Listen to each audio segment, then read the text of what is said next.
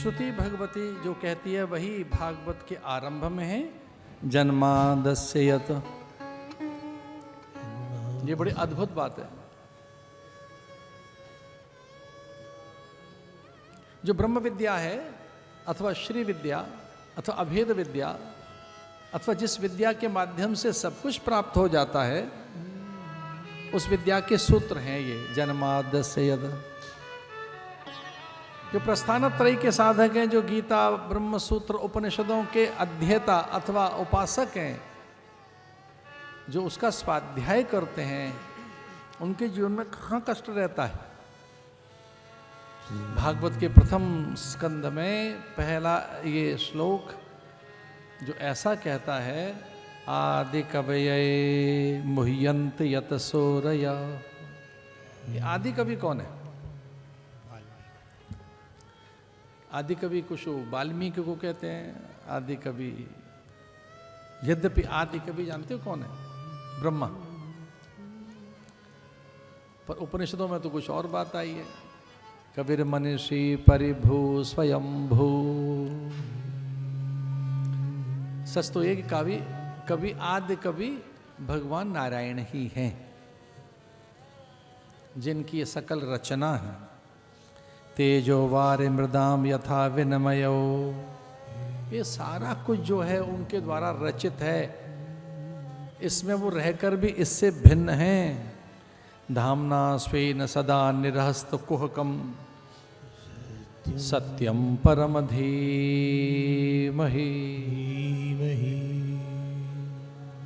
कुछ लोग इसे ब्रह्म गायत्री भी कहते हैं। कुछ विद्वानों का ऐसा अभिमत है कि ये ब्रह्म गायत्री है। जो भागवत के प्रथम स्कंद का पहला श्लोक है वह ब्रह्म गायत्री है।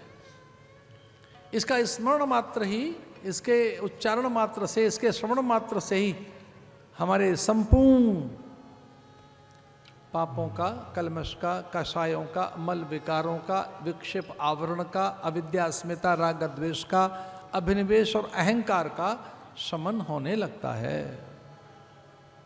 आप भले ही विश्वास न करें, कुछ औषधियां ऐसी हैं जो तत्काल प्रभाव डालती हैं। विज्ञान ने सिद्ध तो कर दिया, साइनाइड नाम के एक द्रव्य से एक छोटी सी पिल, एक छोटी सी टैबलेट किस तरह से नींद ले आती है। 2-4 बूंद किस तरह से नींबू की और दूध को फाड़ देती हैं। तनिक सा मिष्ठान, तनिक सा क्षार, खार, तनिक सा कटु, तिक्त, अम्ल, ये स्वाद की चीजें बताई मैंने आप। कटु है, तिक्त है, अम्लता है, क्षारता है, कषायता है, मिष्टता है, माधुर्यता है, मुग्धता है। थोड़ी थोड़ी चीजें, थोड़ी सी।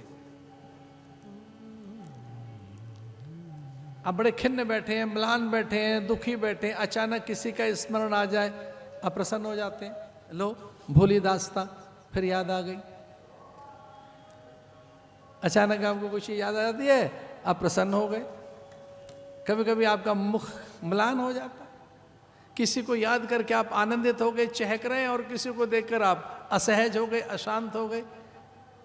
ऐसे ही भगवत स्मृति अद्भुत है। शास्त्र कहता है सकल दुख की निवृत्ति के लिए एकमात्र औषधि है भगवत स्मृति। आओ एक बात बताएं, भागवत के प्रथम श्लोक का अर्थ बताएं, और ध्यान से सुनना है आपने। जितने भी जीवन में आपके कष्ट आए हैं, एकमात्र उनका कारण आपका अज्ञान है और कुछ नहीं है।